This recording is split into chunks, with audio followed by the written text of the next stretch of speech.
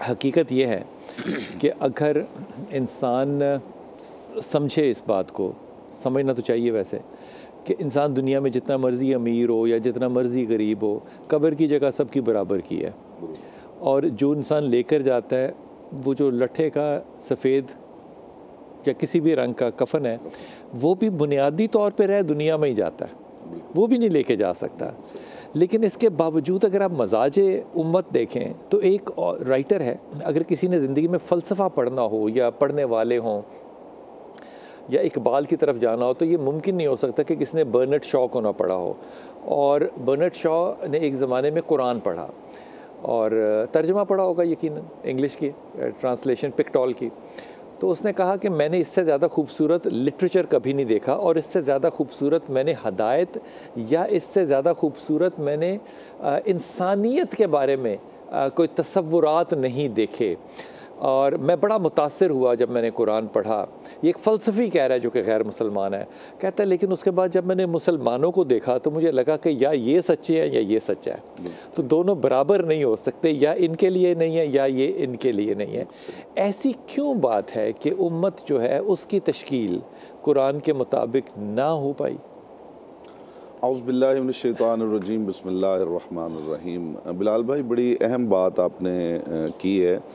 कुरान उम्मत का एक मायार बताता है। इन्ना इब्राहीम काना उम्मतन कानितन लिल्लाह। बेशक इब्राहीम तन्हा उम्मत थे, अल्लाह के लिए कुनूत किया करते थे। यानी उम्मत के लिए ये ज़रूरी नहीं है कि अक्सरियत हो, उम्मत के लिए ये ज़रूरी नहीं है कि जितने अफराद हैं वो सारे के सारे किसी एक कॉन्सेप्ट पे इकट्ठे हो जाएं।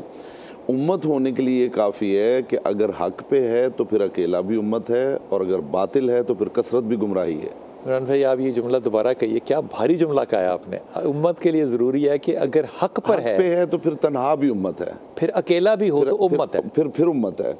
बहुत से अदवार अगर ना हक पे नहीं है तो सब जितने मर्जी हों वो उम्मत जो है कोई मानी नहीं रखती। कोई मानी नहीं। अक्सरियत जो है वो डेमोक्रेसी में, पॉलिटिकल सिस्टम में तो कुछ माने रखती है, क्योंकि वहाँ काउंटिंग होती है, वहाँ क्वालिटी नहीं देखी जाती। लेकिन दीन ये देखता है कि हक पे कौन है। ठीक, जो हक पे है वो उम्मत है, ये कुरान का फैसला है।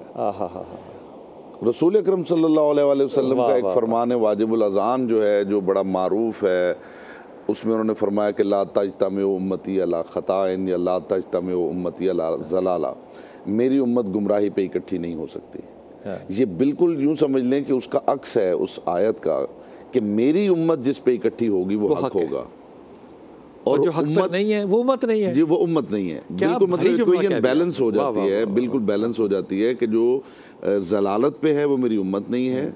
मेरी उम्मत वो है जो हक पे है, और अगर हक पे है तो फिर अकेला भी उम्मत है। क्या खूबसूरत बात है। कॉलर से बात करते हैं, लेकिन इस बात का लुत्फ जो है ना, वो अब जिसे कहना चाहिए ना कि आमतौर पे कहते हैं, किसी भी जगह जाते हैं, किसी बुजुर्ग के साथ बैठते हैं तो कहते हैं जनाब बस आपका जुमला जो है ना मजलिस हो गई। तो मेरी तरफ से तो आज ये मजलिस हो गई कि अगर हक पर है तो उम्मत है, और हक पे अगर नहीं है तो वो जितनी मर्जी तादाद वो डेमोक्रेटिक हो सकती है लेकिन उम्मती नहीं। इस बात पे हो सकता है आपका तज्जिया अगर होगा तो ज़रूर मुझे बताइएगा।